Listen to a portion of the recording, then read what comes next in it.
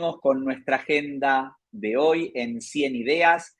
Hemos hablado de muchos desarrollos para la industria fintech, hemos hablado de neobancos, de nuevas tecnologías, de pasarelas de pago, pero también hemos tocado temas regulatorios y ahora vamos a hablar de ciberseguridad. Volvemos a Guatemala, donde estuvimos tempranito en la mañana, y en este caso le voy a dar la bienvenida a José Leonet. José ha entrenado al personal de unidades de ciberdelitos que van desde la OEA a Guatemala, la sección contra delitos informáticos de la DEIC, el equipo de respuesta ante emergencias informáticas del Ministerio de Gobierno, informática del Ministerio Público y el Instituto Nacional de Ciencias Forenses, INACIF, además del sector justicia por medio del Colegio de Abogados y Notarios de Guatemala, en el Diplomado de Criminalística y Criminología, donde estuvo como instructor por más de 4 años, así como en diversos congresos tecnológicos en las facultades de Derecho y Sistemas de distintas universidades del país. Desarrolló el primer informe nacional sobre el fenómeno creciente de los ciberdelitos y cibercrímenes en Guatemala y la historia de la informática forense y ciberdelitos en el país. Y ha sido nombrado junto a las instituciones que representan el informe para el desarrollo de una estrategia nacional de ciberseguridad por la OEA, el Ministerio de Gobierno en la Estrategia Nacional de Seguridad Cibernética en Guatemala. Como ven, es un experto en temas de ciberseguridad y, por supuesto, tenemos que tocar este tema y cómo impacta esto al sector bancario y al sector fintech. Así que, José, bienvenido, gracias por ser parte una vez más en los eventos de Conecta B2B y bienvenido a 100 Ideas Fintech. Te estamos viendo, pero no escuchando. A ver si estamos en mute. A ver si me ayudas con tu computador.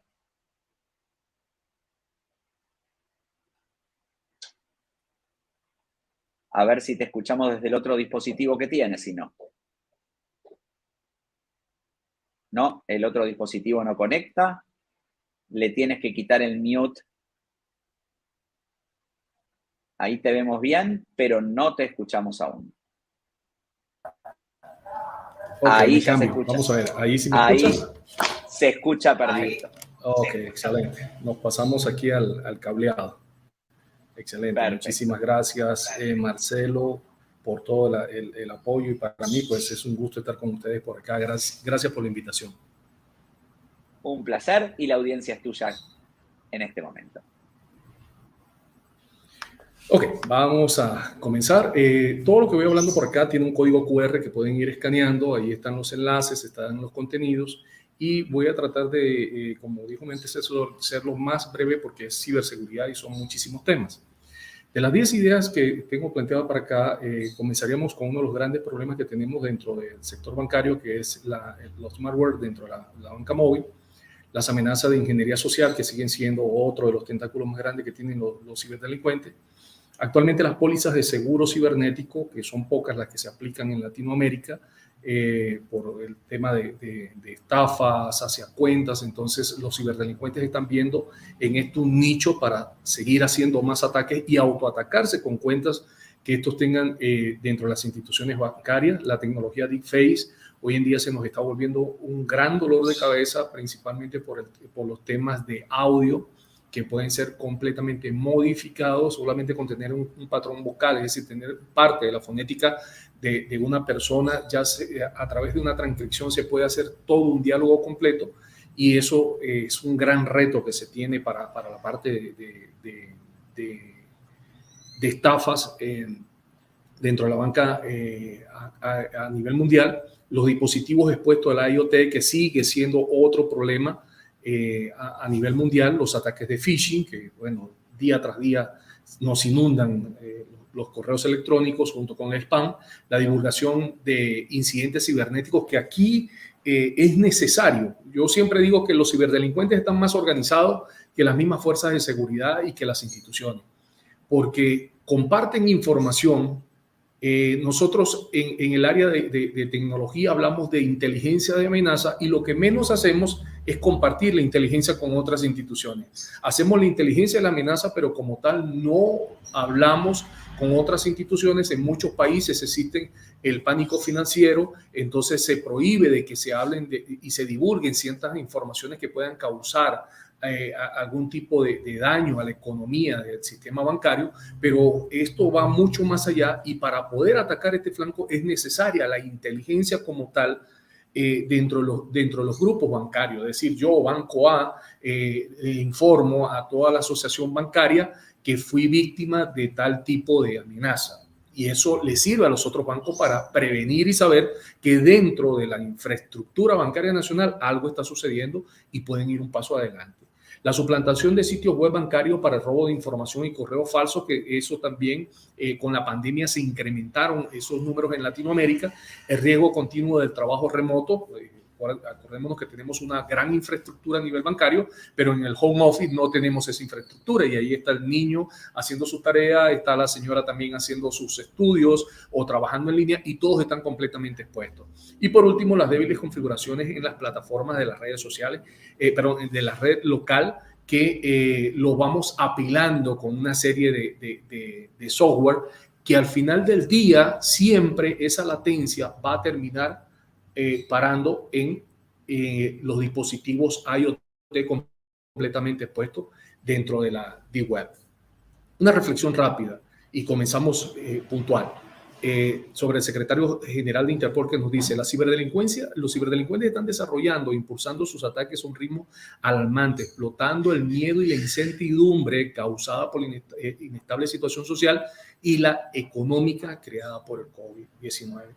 Y esto se le suma cuando nosotros comenzamos a ver noticias que realmente alarman a la gente y comienzan esas ofertas maravillosas e inclusive utilizan logos de instituciones bancarias para ofrecer bonos. Siempre tenemos que hablar en la historia de la ciberseguridad antes del 2013, después del 2013, antes del 2020 y ahora después del 2020. Ante el 2013 con las declaraciones de Edward Snowden, que después esto nos trae como consecuencia Wikileaks, y dentro de Wikileaks siempre lo asocio de esta forma. Wikileaks tiene una gran cantidad de herramientas de instituciones gubernamentales y desde esta época esas mismas herramientas han sido utilizadas como un arsenal para atacar a todas las plataformas y principalmente a los sistemas bancarios. ¿Por qué? Porque ahí residen muchísimos códigos de programas de espionaje. Entonces los ciberdelincuentes aprendieron a hacer reingeniería de esas aplicaciones y desde allí, desde 2013, y podemos ver las estadísticas que no fallan, desde allí nosotros venimos enfrentando una gran ola de ciberdelincuencia. Y el 2020, pues la llegada de esta pandemia nos orilló a todos al trabajo de manera remoto, pero impulsó las plataformas a nivel mundial, impulsó la economía electrónica y entonces aquí nosotros tenemos que buscar esta igualdad, porque entonces es cuando se comienza a hablar del incremento de la ciberdelincuencia. El ciberdelincuente comenzó a ver un nicho en el cual las instituciones no estaban preparadas, estábamos preparados para cualquier tipo de respuesta de incidente, pero menos para una pandemia. Entonces, las empresas se vieron completamente vulnerables e inclusive se dieron situaciones donde trabajadores de una empresa robaban la información y se la trasladaban a otras empresas y a otras instituciones. Y entonces esto trajo como consecuencia la exposición de grandes cantidades de información y como dice el señor Sack, si dejas algo en internet el tiempo suficiente, alguien lo va a piratear. Y tomo yo esa reflexión porque al final del día no es una manía la que tenemos que vivir y siempre se lo digo a los equipos de ciberseguridad y más a los equipos de investigación de peritos forenses digitales. Nosotros tenemos que plantearnos procedimientos científicos. Tenemos que acercarnos, como hace poco tuve una conferencia con una junta directiva de un banco, hablarle a la junta directiva y exponerle que invertir en ciberseguridad, invertir en seguridad continua no es un gasto, al contrario, representa el activo principal de la empresa, porque hoy en día, me recuerdo en una conferencia de prevención de lavado de dinero en el sector bancario, todos estaban hablando de ciertas formas que tenían que llenar y que el delito se daba, y le decía yo a los muchachos, ok, excelente, pero des en cuenta que todos hablaron que el delito comenzó por una operación electrónica. Si cambiamos esos patrones, la banca se movió a la parte móvil, todo se controla desde celulares. Los ciberdelincuentes saben que más del 60% de la población no utiliza ni siquiera un antivirus dentro de un dispositivo móvil. Y esto se nos vuelve entonces algo más conflictivo a nosotros. Y aquí es donde tiene que entrar la parte educativa también, que tiene que sumarse a este rol el sistema bancario, de informar no solamente cuando hay una amenaza, porque uno se da cuenta que algo está sucediendo en un banco cuando dicen tenga cuidado con el phishing, tenga cuidado con esto. Uno dice, aquí está pasando algo en este banco, está siendo víctima de este ciberdelito. Entonces, ¿pero por qué también no creamos una campaña de concientización de decirle al usuario, mire, cuide sus datos, como hacen algunas instituciones por ahí, no publica su información, no haga esto, no haga lo otro? Y entonces la ciberdelincuencia va a ir, no va a desaparecer, hay que ser bien claro. La ciberdelincuencia no va a desaparecer, pero sí la podemos frenar, podemos amortiguar ese impacto que no llegue directamente y que afecte las infraestructuras y las instituciones. ¿Por qué? Porque mientras nosotros vamos capacitando, mientras nosotros vamos formando a todo el personal va entendiendo que hay que resguardar la información. Desde los altos mandos, desde las presidencias, desde los fundadores, hasta la persona más pequeña en cargo dentro de la institución bancaria, inclusive hasta el señor que puede estar abriendo la puerta en el banco. Hay que enseñarles qué es una suplantación de identidad, qué son las filtraciones de datos, qué son las amenazas que estamos viviendo constantemente, qué son los ataques a los sistemas bancarios, qué son los códigos maliciosos, la explotación de software, los secuestros de datos, el lavado de dinero en criptomoneda. La criptomoneda es muy maravillosa, pero también tenemos que hablar de la parte mala que no se habla. Hoy vemos que el FBI acaba de crear una unidad especializada en detección de cualquier tipo de lavado de criptomonedas. Y también tenemos que entender que los grupos delictivos están viendo dentro del sector bancario un nicho especial para poder obtener ganancias. Porque anteriormente los grupos delictivos, mal llamados hackers, o sea, tenemos que entender que el hacker es una persona con un conocimiento de tecnología bastante alto. Los piratas cibernéticos, que no son hackers y son delincuentes, son las personas que andan cometiendo fechorías. Y anteriormente ellos buscaban la forma de poder vanagloriarse diciendo yo pude hacer esto, pude tirar para abajo un sitio web, pude robarme la base de datos de ese banco, de las tarjetas oro o información súper sensible de toda la planilla. Hoy no van tras de eso, hoy van tras del dinero. Hoy hay países que tienen grupos delictivos como Corea del Norte, que tiene el grupo Lazarus, y son grupos que vemos la gran estafa que le hicieron al Banco de la India y cómo lavaron ese dinero directamente hacia los países asiáticos, lo movieron a través de los casinos.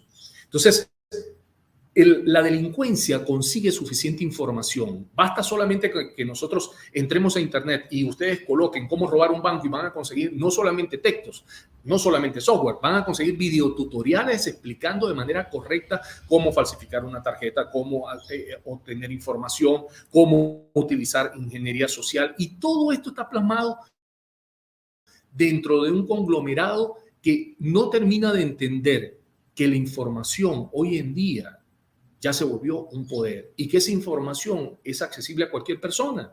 Me recuerdo por allá, por el 2014, un grupo de niños que se bajaron un manual de un cajero automático y entonces fueron a practicar con las instrucciones que vieron allí, que están por default en muchos cajeros de las 3 grandes marcas que se manejan en toda Hispanoamérica, y siguen las contraseñas por default.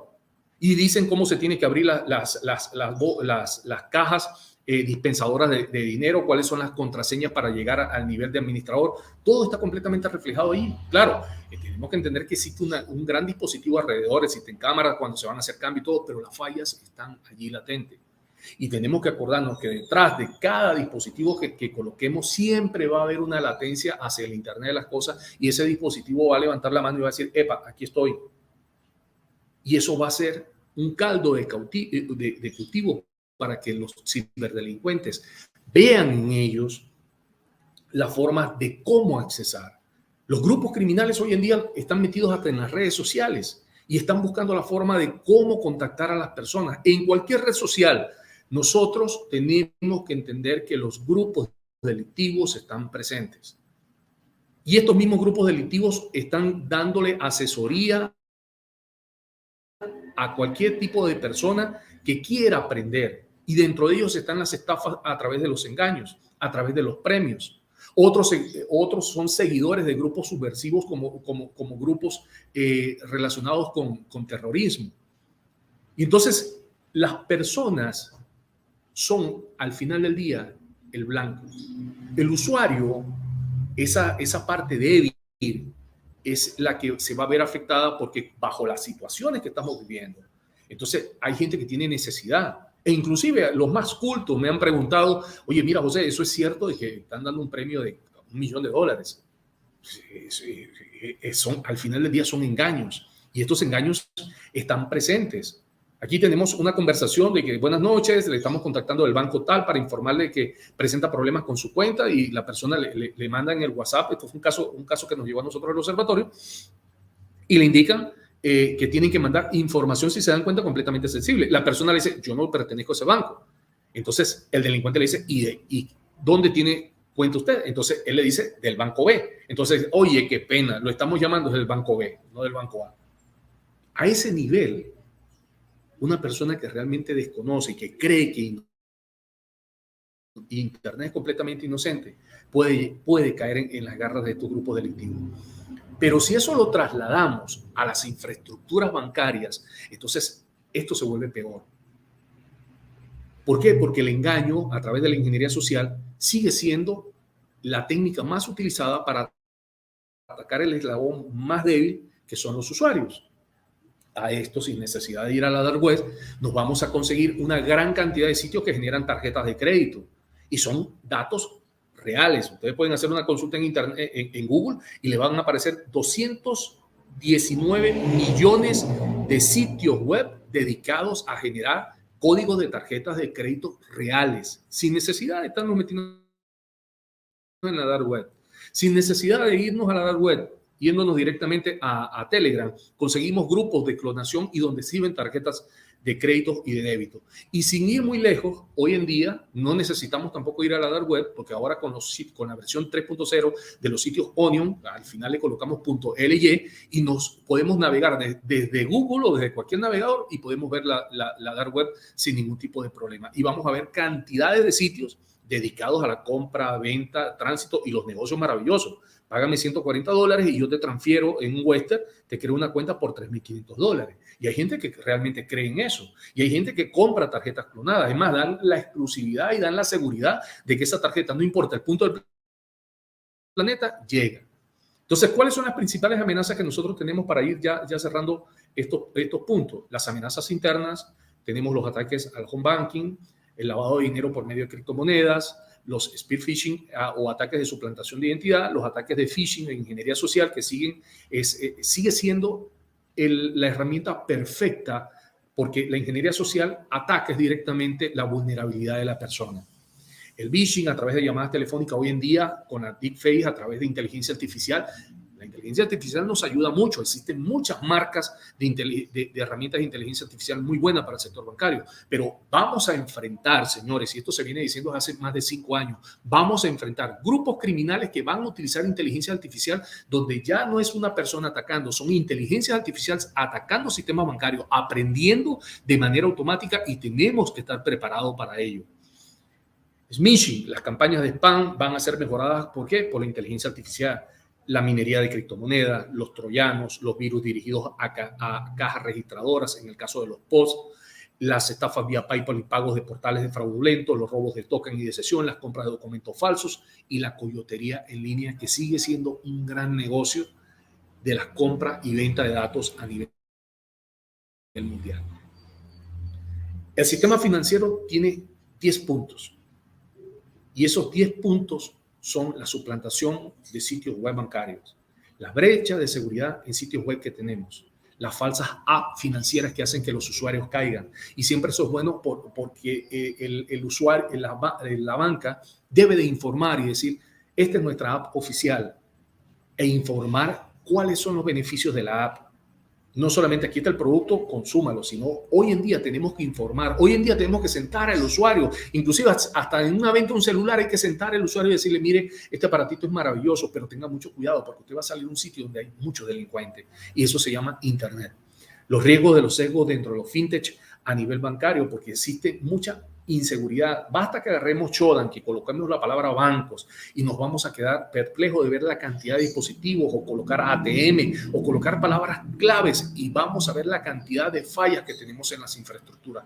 Nunca, y lo he visto, lo he escuchado a los mejores expertos de ciberseguridad del mundo, el que cree que ya topó el top 10 y que el sistema es lo mejor de lo mejor y no va a ser atacado, señores, prepárense.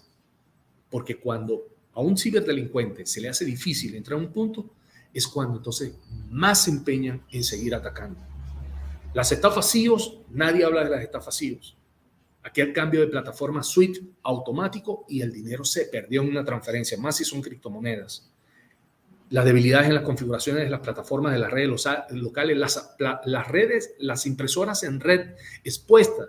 Lean por allí el caso del grupo Lazarus, cómo llegó a robar en el banco de Dubái, de la India, cómo se metieron en una impresora de red y tuvieron durante casi un año controlando todo el tráfico hasta que movieron más de 39, fueron más de 60 millones de dólares y terminaron robándose 9 porque el grupo de analistas se dieron cuenta y pudieron atacarlos y prevenir toda esa fuga de dinero con suficiente tiempo, pero tuvieron 9 millones en pérdida. Las plataformas siempre van a estar expuestas al IoT, querramos o no querramos. De alguna u otra forma alguien va a fallar y tenemos que mantener esos controles internos de manera estricta de qué es lo que está sucediendo y qué dispositivos están dentro de Internet. Algo tan sencillo, yo tomo mi celular y mi celular se conecta a la plataforma de bancaria y navego por Google, ya Google sabe, me registra toda la ruta hacia donde yo estoy navegando y deja en sus servidores marcado por dónde tiene que saltar y eso, al hacer una consulta llamada Google Hacking, que son técnicas avanzadas de consultas a Google, Google me puede resolver y decirme qué es lo que está sucediendo. Algunos expertos dirán, pero José está hablando un sinfín de cosas incoherentes. No son incoherencias. Siempre es la paciencia que tiene el ciberdelincuente, el tiempo de ocio que ellos tienen para dedicarle para poder llegar a una plataforma. Y ellos gozan de ese tiempo, nosotros no. Los malware bancarios, las plantillas de siliconas, que este es un nuevo reto que vamos a tener ahora que para falsificar huellas digitales y rostros. Una pregunta sencilla, háganse este ejercicio. Imagínense que en este momento roban los bancos, roban los datos de todos sus clientes y son vendidas en la dark web, incluyendo los datos sensibles de los mismos. ¿Qué haría? ¿A quién responsabilizaría? Ahora piense, por un momento, en fortalecer la educación digital en la prevención de sus ciberdelitos. Invierta más en ciberseguridad financiera o simplemente rebajaron o eliminaron ese renglón. Continúan capacitando a su personal de IT, porque ese es otro problema. No se termine de capacitar nunca el personal de IT o lo dejaron a la deriva.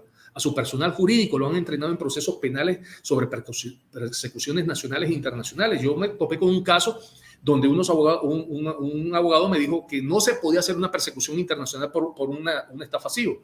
Le dije, ¿cómo que no? Espérese que nosotros como peritos hagamos las investigaciones y cuando presentamos los resultados pusimos las denuncias internacionales y se comenzaron con los procesos. A ellos se les olvidó la GDPR también, porque este era un cliente que tenía como proveedor de servicio una empresa europea y ahí pesaba la GDPR para la parte de protección de datos. Han realizado campañas de concientización en todo el personal del sistema bancario. ¿Se involucran ustedes en la toma o en algo trivial por lo que sucederá? Los centros hoy en día de fusiones de los bancos parecen más un centro de estilo militar. Aquí tenemos el caso de Mastercard, como ellos están monitoreando 24 por 24 sus datos, cuidando los datos de los clientes, tema de ciberseguridad. A los cibercrímenes les dejo ese código QR allí para que lo vean, para que lo lean, cuáles son las perspectivas del año 2022 al año 2025, qué es lo que nos trae, hacia dónde estamos avanzando, qué vienen nuevas amenazas. Y ojo con lo que le dije, vienen estos tipos de cambio. Se van a utilizar mucho los equipos con silicona, las huellas dactilares, la utilización de voz a través de inteligencia artificial. Ese es el futuro que se espera en un corto plazo. Y estos últimos libros para que ustedes los puedan leer allí sobre las amenazas, los sistemas de criptomonedas, los carteles, el lavado de dinero, el modelo Alibaba, cómo lavan criptomonedas los grupos de narcos, cómo reintegran eso a los sistemas de los países, cómo traen los productos, cómo lavan el dinero. Es muy interesante estos estudios que nos dejan a nosotros mucha reflexión. Y uno de los grandes hackers del mundo, Kevin Minich, que nos dice, muchas empresas no tienen ni idea por qué gastan la mayor parte o todo su presupuesto de seguridad en seguridad de alta tecnología como firewall y autenticación biométrica, que son importantes y necesarias, pero luego no capacitan a su personal. Muchísimas gracias. Somos el Observatorio Guatemalteco de Delitos Informáticos. Mi nombre es José Leonel. José, impresionante presentación. Alguien de nuestra audiencia, mientras vos hacías el comentario, fue un wow en el chat, asombrada por todo lo que estabas diciendo. Solo una pequeña pregunta. Si vos tuvieses que poner del 1 al 10, ¿cuánto las entidades financieras, tanto las tradicionales como las fintech, están realmente tomando en consideración todo esto que acabas de decir? ¿En qué escala de ese camino nos encontramos hoy en nuestra región? Estamos en un 5, subiendo un 6. En ese numerito estamos actualmente. Ok, estamos mejorando. Ese es un buen punto. Buenísimo. José, siempre las gracias por ser parte de nuestros eventos. Un honor tenerte por aquí. Muy instructivo lo que acabas de dar. Y vamos a seguir entonces con la agenda de 100 ideas. Gracias. Que tengas un buen día. Your people love the flexibility of being able to work from anywhere, using different apps to connect and share information. But using so many tools makes it easy for things to fall through the cracks. Messages get missed, important information overlooked, deadlines pass, and no one notices. Suddenly, you're paying a big price for using all those apps. And the fact is, you don't have to. Instead, rely on Avaya IX Spaces, the cloud solution specifically designed for team collaboration. With IX Spaces, people can work anywhere, on any device. Whenever someone sends a message, attaches a document, assigns a task, it's all organized. A persistent, continuous record of the entire team effort that's always there. And Avaya IX Spaces is also your solution for voice and video meetings.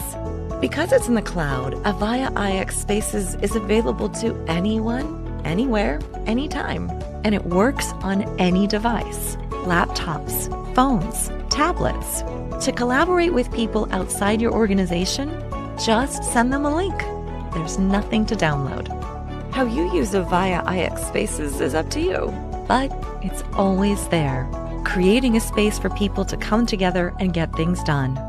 IX Spaces. When the experience matters, trust Avaya.